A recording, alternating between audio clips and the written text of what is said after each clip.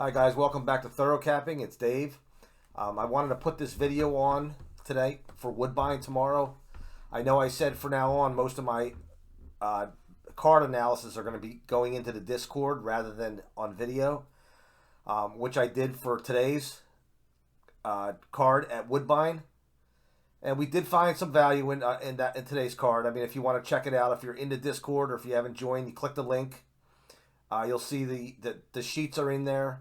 If you want to compare the results, we did have 2 or 3 value winners found, and I'm happy to say that I went and I played a $12 $12 horse tourneys, and there's only 17 entries, but I was able to finish number 1 at Woodbine using those selections, and so I scored 124.38 for the $12 entry fee. But the reason I wanted to bring this particular video onto the channel is because I love this card tomorrow. There's so much value that I'm finding based on our methods here. Now, Woodbine is a place that is known for value.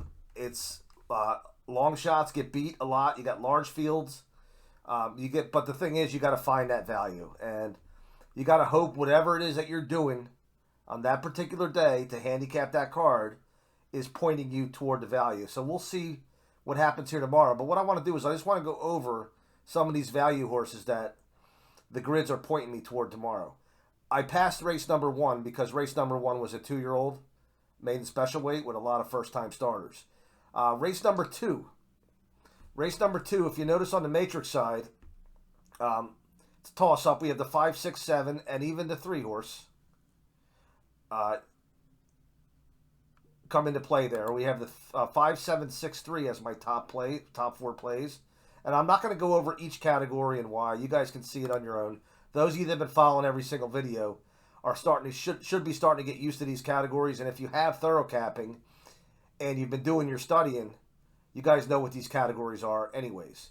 But when you look at the value, at 3 of those 4 horses, morning line-wise, we got 12-1 morning line on the 3, who is our top speed average horse. We have the top target and ability horse, the 5 horse, at 8-1 morning line. And we have the 6 horse showing up second in 4 categories, 4 out of 5. And when you go over on this side, you also add the fact that he's coming off a move. And I haven't changed this yet on all my grids, but this just say moves because it's picking up turn moves and stretch moves. And he's also coming out of a next out one race. So that puts him on top on this side of the grid. The TC rating 2 gives him a 86.3. That puts him on top. So, keep an eye out for these 3 horses tomorrow. The 3, the 5, and the 6, if you want to write them down. That way you don't have to come back to the video again. 3, 5, and 6 in Woodbine number 2 now, not number 1. All right, race number 3 was a 6-horse field. I was able to eliminate 1. And I'm down to 5 horses. So what I'm doing is I'm just going to list 3. The value I found in this is the 5 horse, okay? He is finishing 3rd in my rankings on the matrix side, and he doesn't finish at all on the when I add the qualitative factors to that rating. So this might be a race, a chalky race, and you may see the 2 horse win this race, 2 or the 4. And if they're not listed here, it's because they were below the value I'm looking for, 9-2 or better. Doesn't mean we're not going to get 9-2 or better on them tomorrow, but I'm just talking morning lines here. And we have the 6-1 on the 5 horse, okay?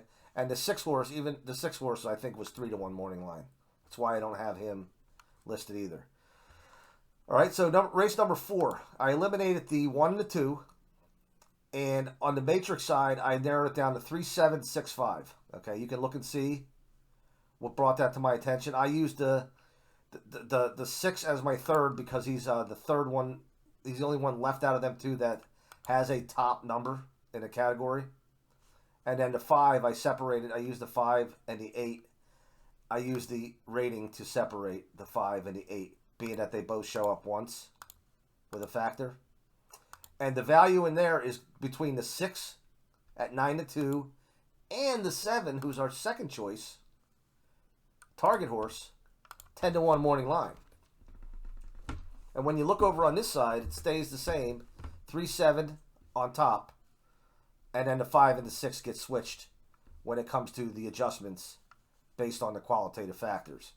So same 4, 3765, 3756, race 4. Race 5 was a skip. Race number 6. Race number 6 on the matrix side, we have 6142. The 6 horses right now sitting at 9-2 morning line. That could probably swing either way. I have a feeling it's probably going to swing down with a 6-horse field and not up. Especially if some people are picking up on some of the things I'm picking up. However, the 4 horses are ability horse, only showing up once. But he is the value in this race at 6-1 based off the grid. Okay, the 1 and the 2 are both 2-1, I think, and 5-2 or 3-1. And when I go to this side, the 3 horse comes into play, and the 1 horse actually falls out. And it's 6-2-4-3 based off of the ratings over here. Like I said before, I'm not necessarily looking at these ratings to determine who are my top 4. I'm doing this old school matrix system style where I'm seeing where is the color and where is the most color at, blue being better than yellow. And then over here is where I'm taking into factor, I'm factoring in the whole qualitative pieces, and I'm looking at the actual overall ratings. But the 6 finishes on top both ways, 9-2 morning line, don't know what we're going to get. Just keep an eye out for that. Race number 7, another one I love. Okay, top play on the matrix side is a 12-1 morning line. Now, I could be totally off. I may have used a race that I probably shouldn't have used. There were a few of these races tomorrow, I should say, where I had to move down to the 2nd or 3rd race back to pull a target rating because the last race out just wasn't suitable. For example, the race today is on 7 furlongs turf, and the last race out was 5.5 furlongs on the synthetic track over there, and it ran a clunker. So I had to go 2 back, and on 2 back happened to be a really good race. So, but again, I just live and die with what I do, and we'll see what happens. All right, we move on to the second choice. The 1 horse is a below value. I think the 1 horse might even be the favorite in this race, morning line. And again, I'm not going back and forth from the PPs. I want to try to make this video as efficient as possible, just strictly from the grids. Those that have the PPs, if you happen to have the Woodbine PPs, you guys can check them out and compare them on your end as well.